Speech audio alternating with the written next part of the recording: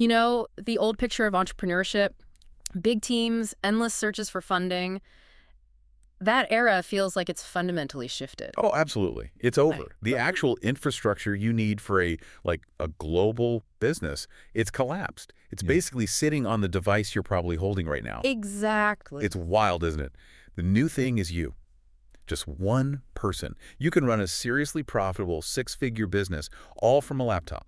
And the secret weapon, it's not a giant pile of cash. It's AI. It's an army of AI assistants, specialized ones doing all that heavy lifting, Yeah. the operations, the admin stuff. And this isn't theory.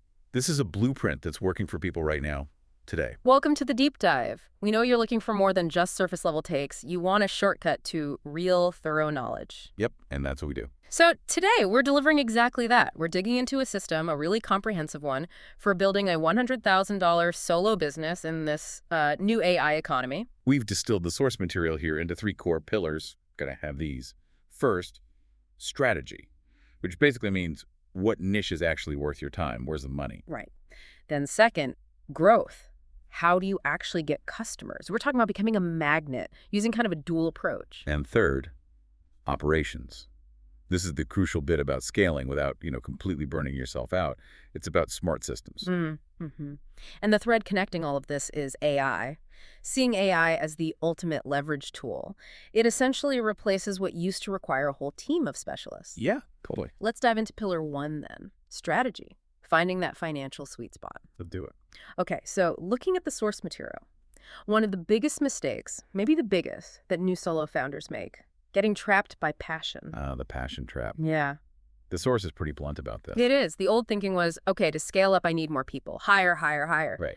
The new rule, it's Yeah. about smart automation and, maybe more importantly, a ruthless focus on what the market actually needs. I kind of love how the source just calls follow your passion a potential death sentence here. It sounds nice, right? Inspiring.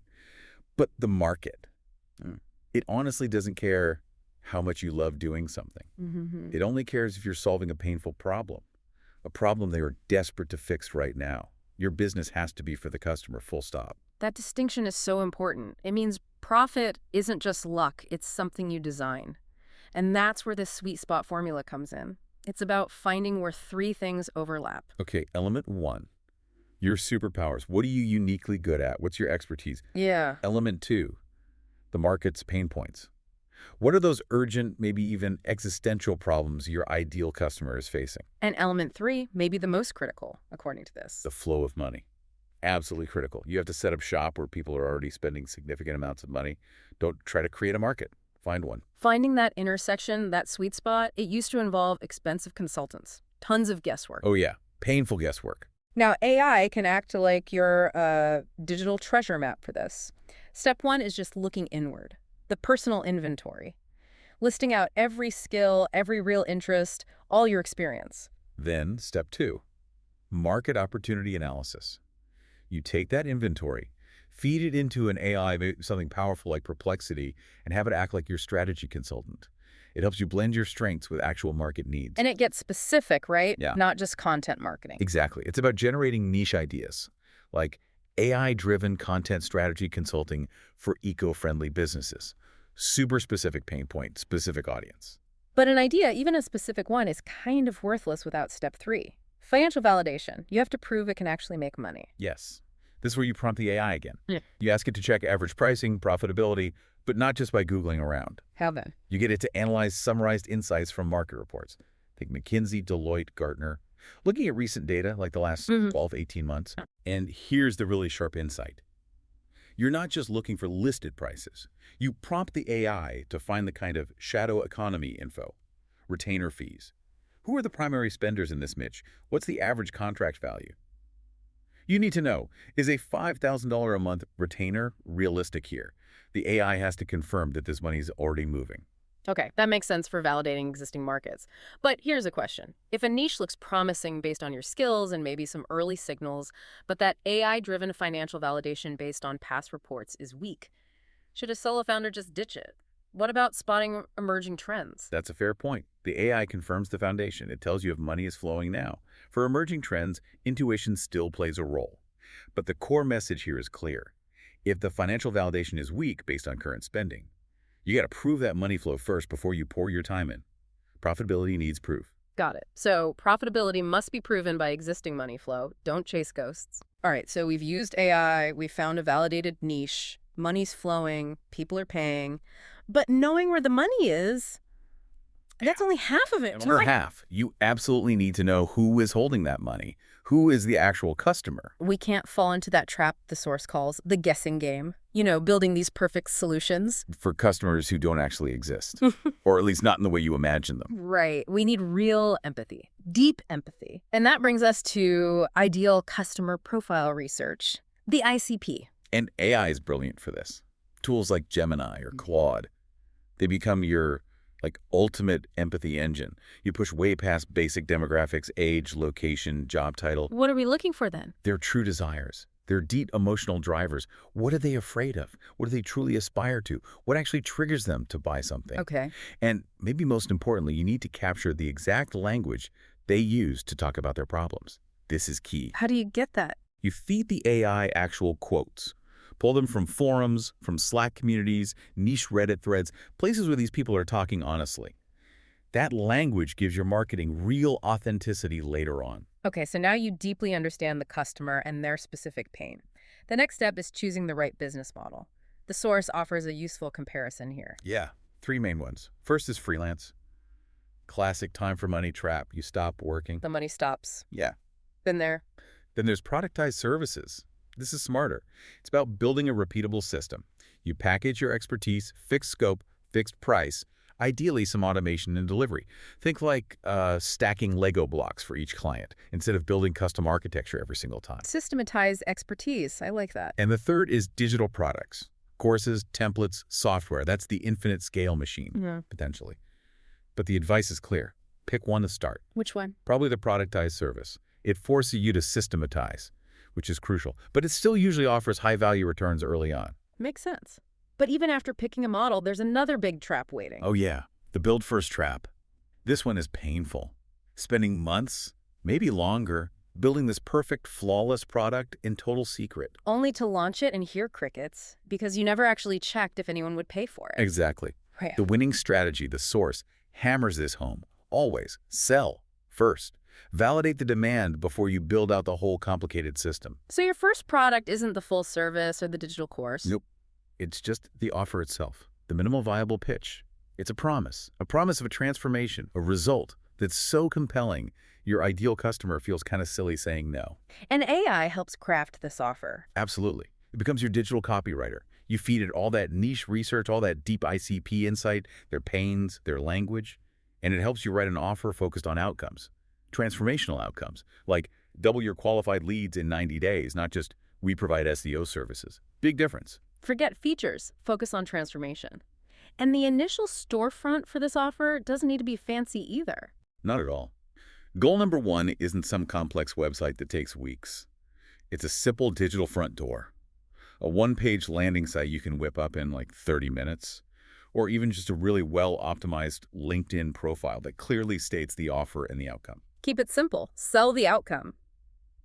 Okay, thinking about crafting that minimal viable pitch, that core offer, what's the absolute biggest mental shift, the one constraint you have to impose on yourself before you even start writing?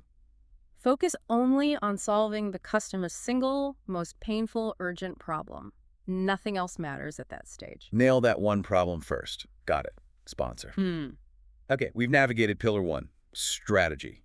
We've found a validated niche, we understand the customer deeply, and we've crafted an irresistible minimal viable pitch focused on their core pain. Yeah, foundation laid. Now we need people to actually see that offer, which brings us to pillar 2, growth. We need a system, a reliable one, to get that offer in front of the right buyers. And the source material details a really potent two-path system for this. You need 2 engines running at the same time. Okay, what are they? First, you've got inbound. Think of this as the magnet. It's all about creating authority, sharing value so customers find you. Things like SEO, thought leadership content, maybe a newsletter. Attracting people naturally. Exactly. And then you've got outbound. This is the hunter. This is you actively reaching out to qualified prospects. Think highly personalized cold emails or targeted LinkedIn prospecting. So attract and hunt. The source says the winning strategy for a solo founder is actually doing both. Simultaneously, yes.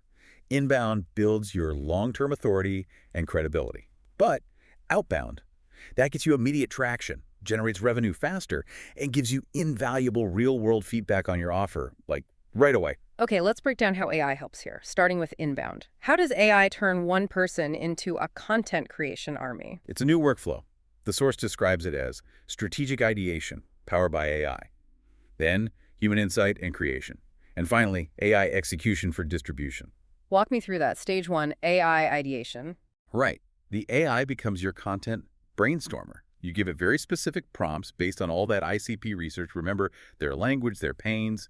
You ask it to generate, say, a full 4-week content calendar for LinkedIn, outlining topics that directly solve the audience's biggest problems. So the AI plans the attack. Plans the value delivery, yeah. Yeah. And stage 2 is human creation. This is critical. This is where you inject the soul. The AI might draft an outline or even a first pass, but the human founder needs to add the unique perspectives, the maybe counterintuitive angles, the personal stories, the case studies. That's what makes content memorable and authoritative, not generic. Yeah, and I have to admit, even with these amazing tools, I still wrestle with prompt drift myself sometimes. If you're not careful, if you don't keep refining your prompts and checking the output, the AI's voice can start sounding, well, robotic and bland. Fast. That's a great point. Constant vigilance is needed. Okay, so after the human touch, stage 3 is AI distribution. This is where you get scale and consistency without the manual grind. How does that work? Using automation tools, think Zapier or N8N. You set up workflows. For instance, you write one core piece of content, a deep blog post, a case study. The automation can then take that, chop it up into 5 different social media updates, maybe a short video script outline, an email snippet, and schedule it all out across different platforms. Wow, okay. One piece of core content multiplied automatically. That's leverage. Huge leverage. Yeah. Now, shifting gears to the outbound side, the hunter, AI becomes your digital sales force here. How so? Lead generation first. Yeah. You can use what the source calls AI agent mode. These are AIs designed to handle more complex, multi-step tasks on their own. Give me an example. You can instruct it. Find me 10 qualified prospects. They need to be in the B2B SaaS space, based in the Midwest, fewer than 50 employees, and they must have announced seed funding in the last 6 months. Oh, and export their contact details into a clean Excel sheet. Okay, that saves hours, days. Potentially days of manual prospecting, yeah. Hmm? And it finds qualified leads based on your exact criteria. Then comes outreach. Personalization is key for outbound, but it takes time. Right, but AI helps here too. It allows for personalization at scale. The AI can analyze a prospect's website or LinkedIn, identify their likely business challenges based on their industry and recent activity, and then draft personalized opening lines for your emails or messages. Drafts them, but you still need to review. Absolutely. You must check and refine them, ensure they sound genuinely authentic, not creepy or just wrong. The human touch is non-negotiable. The source emphasizes quality over quantity here. Big time. Start small, maybe 5 to 10 highly personalized, well-researched emails a day. Show you've actually done your homework on that specific prospect and their business. If you just blast out 1,000 generic messages. You're spam, and you train people to ignore you. Exactly. You burn your reputation before you even start. So if we're using AI to help personalize outreach, how do we make absolutely certain, beyond a shadow of a doubt, that we don't sound like some cheap, spammy robot? What's the guardrail? Always inject your unique voice, your genuine perspective, and never, ever hit send without human oversight, without fact-checking what the AI generated. That human filter is everything. Human judgment remains paramount. Okay. We've covered strategy, finding the right niche and offer. We've covered growth, attracting and pursuing customers using AI-powered inbound and outbound. Now, the final, maybe most crucial piece for long-term success, Pillar 3. Operations. Yeah, this is about how you actually run the business day-to-day and scale it without collapsing under the weight of it all, avoiding that classic solo founder burnout. The core issue, as the source points out, is the sheer mental load, constantly switching hats. Oh, the 3-hat challenge. It's so real. One minute you're the CEO, the visionary, thinking big picture. The next, you're the project manager, deep in the weeds, getting stuff done. And then suddenly, you're the admin assistant, organizing files, scheduling calls, handling invoices. It's exhausting just listing them. Right. AI steps in here as your dedicated co-pilot for all 3 roles. It helps you systematically offload the repetitive, draining tasks associated with each hat. Okay, the source outlines 3 distinct levels of AI automation that separate the really effective solo operators from the ones just struggling to keep up. Level 1. Level 1 is custom AI assistance. Think of these as your specialized advisors. How do they work? These are AI models, maybe custom GPTs or tools like Claude projects that you've specifically trained on your own business data, your documents, past client contracts, maybe your financial spreadsheets. So they know your business. Exactly. And because they know your context, they could provide tailored strategic decision support. For example, you feed it details about a potential new lead who's maybe slightly outside your perfect ICP. The custom AI can analyze the pros and cons for your specific situation and give you a recommendation. Interesting. Okay, level 2. Level 2 is process automation. These are your digital doers. This is where tools like Zapier or N8N really shine, connecting your different systems together. It's about automating those repetitive multi-step workflows you currently do manually. Give me a concrete example. Okay, simple one. A new client call recording gets uploaded to your shared drive. That's the trigger. An automation kicks in. AI analyzes the transcript, pulls out key action items and decisions. The result: it drafts a structured recap email, maybe flags next steps, and puts it in your drafts folder, ready for a quick human review before you send it to the client. Okay, that saves time and reduces errors. But there's a critical warning here in the source material about jumping into level 2 automation, a non-negotiable prerequisite. What is it? You should never, ever try to automate a process that you cannot already perform perfectly and manually yourself. Why is that so important? Because if your manual process is messy, inefficient, or just plain broken, automating it will just make things break faster and in a larger scale. You automate chaos. You need a solid manual process first, then you automate it. Nail it, then scale it. Got it. Okay, what's the level 3? This sounds advanced. Level 3 is AI agents, the autonomous executors. This is where things get really futuristic, but it's starting to happen now. Autonomous. Yeah, agents that can begin to monitor things independently, like monitoring your lead channels, maybe qualifying inbound inquiries based on criteria you set, prioritizing tasks in your project management system, even recommending specific actions on certain leads, all with minimal direct intervention. They make micro decisions within the guardrails you establish. Whoa, hang on. Imagine scaling that. An autonomous agent managing, say, 1,000 incoming leads a day, qualifying them, scoring them based on profitability metrics you defined, maybe even scheduling intro calls for the top 5%, freeing you up to only talk to the absolute best prospects. That level of operational efficiency, Yeah. it completely changes the potential scale of a solo business. It's a game changer. But wielding that kind of power requires some significant mindset shifts, doesn't it? Absolutely. Two critical ones highlighted here. First, systems thinking. You have to stop seeing your work as just a series of individual tasks. You need to start thinking in terms of repeatable processes, systems that can be documented, optimized, and then potentially automated. Thinking in flows, not just to-dos. Precisely. And second, remember the core equation we keep coming back to. Human plus AI equals superpower. AI amplifies your judgment, your creativity, your empathy. It doesn't replace those uniquely human skills. And avoid the pitfalls. Definitely. Avoid the technology overwhelm trap. Don't try to implement all 3 levels of automation at once. Start simple, automate one small thing, get it working, then iterate. And avoid the perfectionism trap. Launch your automations when they're good enough. Don't wait for perfection. Just start small, iterate, keep the human in the loop. That's the path. Okay, let's try to synthesize this entire blueprint. The core lesson, the big idea running through all 3 pillars, seems to be this. The old way of building a solo business, the one based on sheer grit, endless hours, and just trying to do everything yourself, it's basically obsolete now. Functionally dead, yeah. Solo founders win today by mastering these 3 pillars we walked through. First, strategy. Finding that validated niche where money's proven to be flowing and deeply understanding the customer. Second, growth. Building that dual engine, the inbound magnet to attract leads through authority, and the outbound hunter to actively pursue qualified prospects, both amplified by AI. And third, operations. Using AI automation across those 3 levels. Assistants, process automation, and eventually agents to systematically offload the repetitive tasks of being CEO, project manager, and admin assistant all at once. That AI leverage, particularly in operations, seems to be the key to escaping that inevitable burnout cycle that plagues so many solo entrepreneurs. It absolutely is. Your ultimate advantage now, compared to bigger, slower traditional businesses, it's speed, it's flexibility, and it's this almost unbelievable efficiency delivered by your AI-powered digital workforce. The system laid out here is proven. The tools, many of them AI-powered, are readily available, often surprisingly affordable or even free to start. That $100,000 solo business, it feels much more attainable now. It's really just waiting for action. It really is. So our encouragement to you, the listener, is simply to find the courage to begin. Start small today. Validate one tiny concept. Build that first minimal viable pitch. Automate one single annoying repetitive task you do every week, even if it's just a side project for now. Just start. And maybe a final thought to leave you with.